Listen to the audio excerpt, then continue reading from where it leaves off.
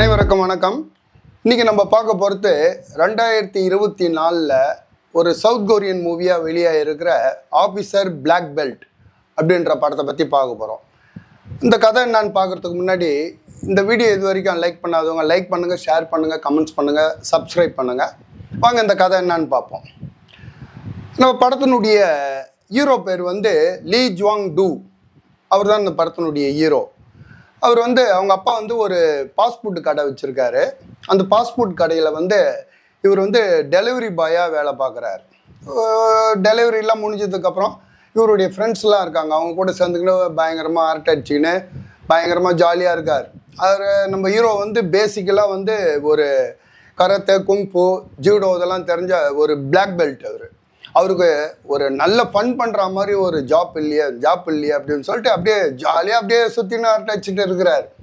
ஒரு நாள் அவங்க அப்பாவுடைய பாஸ்போர்ட் கடையிலேருந்து ஃபுட்டு டெலிவரி பண்ணிவிட்டு நைட்டு வரும்போது ஒரு சந்துக்குள்ளே ஒரு போலீஸ்காரனை ஒரு அக்கிஸ்ட் போட்டு அடிச்சுட்டு இருக்கான். இவர் அதை பார்த்துட்டு அப்படியே நின்றுட்டு பார்க்குறதுக்குள்ளே அந்த அக்கிஸ்ட் என்ன பண்ணுறான், அந்த போலீஸ்காரன் ஒரு பாட்டில் எடுத்து குத்திடுறான்.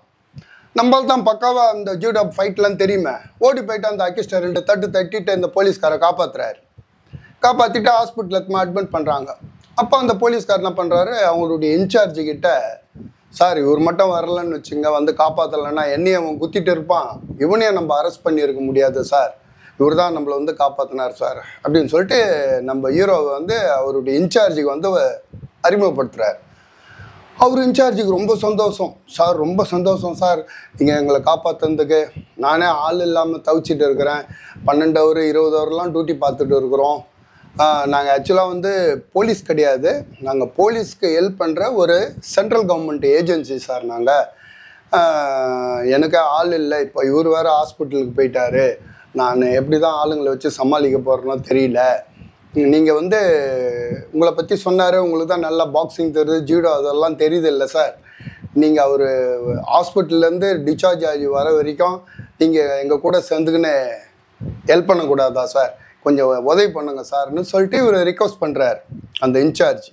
இவங்களுடைய வேலை என்னன்னா, அந்த ஜெயிலிருந்து வெளியாகிற ஒரு பயங்கரமான அந்த அக்கிஸ்ட்டுங்களை ரிலீஸ் ஆனதுக்கப்புறம் அவங்க எந்தவித சட்ட விரோதமான செயலெல்லாம் எதுவும் ஈடுபடாமல் நல்லபடியாக நடந்துக்கிறாங்களா அப்படின்னு கண்காணிக்கிறது தான் இந்த ஏஜென்சியோட வேலை.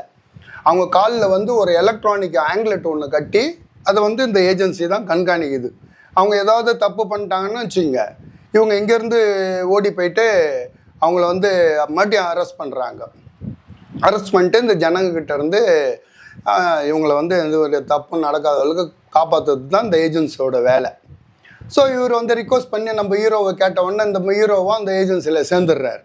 சேர்ந்ததுக்கப்புறம் இவர் அவங்க கூட சேர்ந்துக்கின்னு இந்த ஜெயிலேருந்து ரிலீஸ் ஆன அந்த பயங்கரமான கைதிகளெல்லாம் கண்காணிச்சாரா.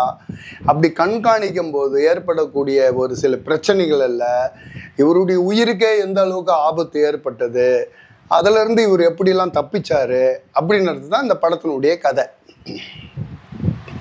இந்த கதையை ரொம்ப பெருசாக இந்த பூ சுத்துற கதைலாம் கிடையாது, ஓரளவு நல்ல நம்பக்கூடிய கதை தான். அந்த கதைக்கு ஏற்ற மாதிரி நல்லா விறுவிறுப்பாக ஸ்க்ரீன் பிளே எழுதுனதுனால இந்த கதையும் அந்த ஸ்க்ரீன் பிளேயும் விறுவிறுப்பாக இருந்ததுனால இந்த படத்தை ஸ்டார்ட் பண்ணி ஃபஸ்ட்லேருந்து கடைசி வரைக்கும் நம்மளை விறுவிறுப்பாக கொண்டு போகுது. முதல்ல ஒரு 10 நிமிஷத்துலேயே நம்மளை காந்த மாதிரி இந்த படம் நம்மளை உள்ள வலிச்சிடுது. ரெண்டாவது இந்த படத்தினுடைய ஹீரோ கிம் ஹூ பின் அப்படிதான் இந்த படத்தினுடைய ஹீரோவாக நடிச்சிருக்கார்.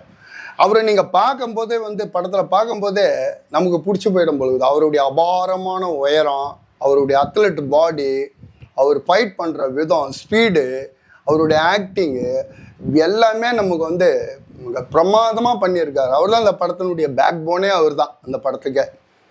அந்த அளவுக்கு சூப்பராக பண்ணியிருக்கிறார். ரெண்டாவது இந்த படத்தை விறுவிறுப்பாக டைரக்ஷன் பண்ண ஜூ வாம் கிம் அப்படின்றது தான் இந்த படத்துக்கு டைரக்ஷன் பண்ணியிருக்கிறாரு.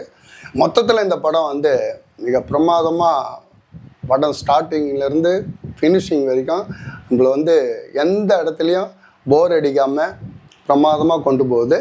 இந்த படம் இப்போ நெட்ஃப்ளிக்ஸ்லேயே அவைலபிளாக இருக்குது. நீங்கள் பார்த்து ரசிக்கலாம். ஒரு ஆக்ஷன் படம், ஒரு குங்ஃபு படம் எப்படி இருக்குதுன்னு பார்த்து சந்தோஷமாக பார்த்து ரசிங்க. நம்ம அடுத்த வீடியோவில் பார்ப்போம். பை.